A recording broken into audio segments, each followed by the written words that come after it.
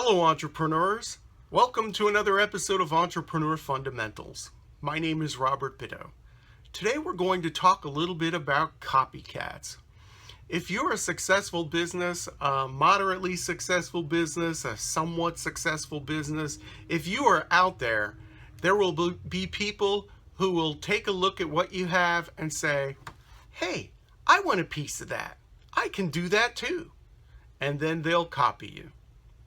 Now, all of these videos that I make are pretty unscripted, and I was thinking about what I should say in this video this morning on my way here to my warehouse in lovely La Mesa, San Diego County, California, and I was trying to think about how this video would not degenerate into some sort of an enemies list. But first, I'll answer the question, how to deal with copycats. It sounds pretty counterintuitive, but if you see somebody trying to knock off your business by doing exactly what you're doing, the advice I have to you is ignore them. It's not worth your time.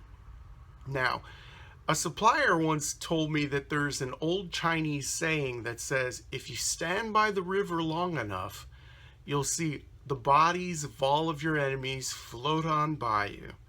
Well, I agree with that. I've been in business 17 years, and I've had so many people try to copy my business model and try to copy exactly what I've done. I really can't keep track of them. But I will talk a little bit about one or two examples to give you an idea of what I went through in order to get to the point where I'm at now, where I just chuckle under my breath and then ignore the people who are trying to copy exactly what I'm doing. Because, you know, that phrase, the Chinese saying, really does hold true. You're in it for the long term. These people who look at your business and think that they can duplicate exactly what you have, they're not in it for the long haul, and they never, ever last. Okay, so the first time I had a run-in with somebody who was copying me was after I had some really, really good press in Phoenix when I had store number 2. And I had a lot of people coming in and out of that store because of an article that was written in the paper about my business. So in walks this woman. I thought she was Linda Tripp. If you remember the Monica Lewinsky scandal, this woman looked exactly like Linda Tripp. I thought it was her, I swear. The same, 50, blonde, kind of frumpy, a little overweight, whatever. I thought it was her, but she was really from North Scottsdale, and she had some 30-year career as a headhunter, total office mentality, never had her own business before, and so she came into my store and she was delighted by what she saw, like most of my customers were, and she thought, hey, I can do this, I want a piece of this.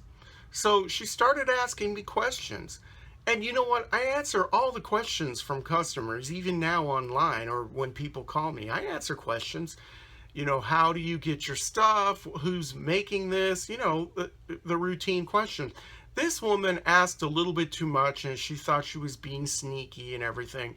And I was telling her a lot of what maybe could have been trade secrets because I didn't think anything would come of it.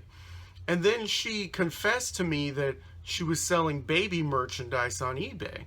So I checked out her site, and then this was a few weeks after she was talking to me, and then she started to have on her site things that I was carrying and things that I had told her were my best sellers.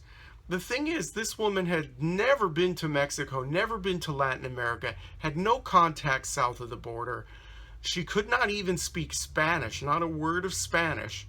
She just thought what I was doing was cool and she could duplicate it. And the internet was just starting, e-commerce was just starting. This was in 2004.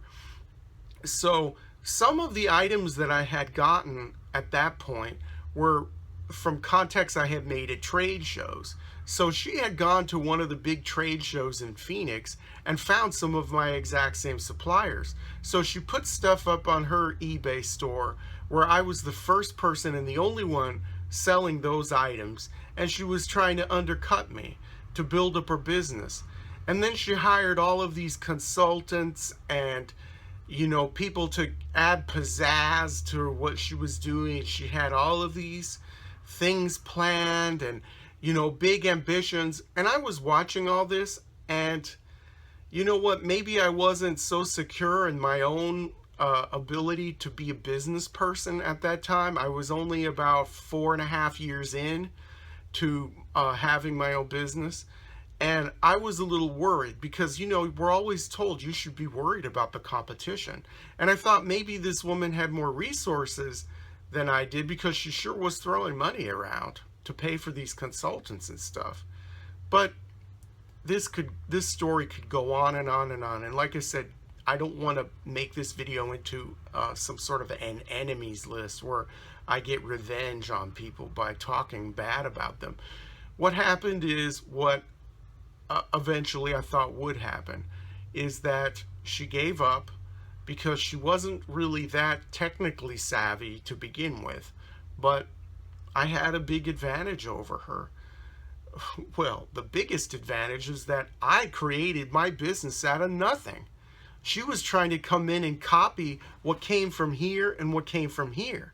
Impossible. Impossible. No one can do that.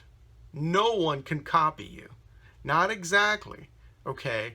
And she gave up because she couldn't go beyond the trade shows, and she wasn't making a whole lot of money, even with all of her coaches and all of this help that she got. So, you know, after that, then I started to see other people copy me. 2 guys came in and they couldn't pronounce the names, like of Tonala, where I buy a lot of my stuff in Mexico, but they said they were interested in collecting this kind of merchandise, and they had so many questions. And then I confronted one of them and said, "Are you going to open up your own shop?" "Oh, no, I'm not going to do that. Oh, we're not going to do that," whatever.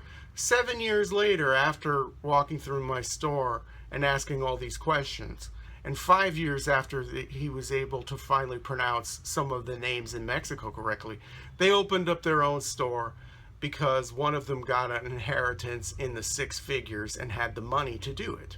But that business, I think, is still going on. It's in another city. It wasn't in Phoenix. I think that business is still up and running. I don't know. I haven't kept tabs on them. But when the money runs out, then the business is over, because they had no business experience. They have no business buying. They refused to go to Mexico because they were scared. No Spanish, no experience with this sort of stuff. You know, once again, I don't know. I don't know what people are thinking. They think that it's so easy, but it isn't. These people who copy you are not your competition, and they are nothing to worry about. Once again, like the naysayers, like all these people who want to give you advice, even like involving yourself in politics, you have to block all that stuff out, and you need to just focus on what you need to do. It's your business. No one can copy you because it's an extension of you. Okay, so remember that. Concentrate on what you need to concentrate on. Be wary of what's going on around you, but don't sweat it, because if you stand by the river long enough, the bodies of your enemies will float on by. And that's all I have to say on this. Thank you once again for watching, and I'll keep cranking out the content. There are a lot of things to talk about, because there are a lot of things involved in owning your own business and being an entrepreneur. And I want to share that all with you. So thanks a lot. I appreciate your likes, your comments, and your shares. Until next time, remember to work hard, and may all of your entrepreneurial dreams come true.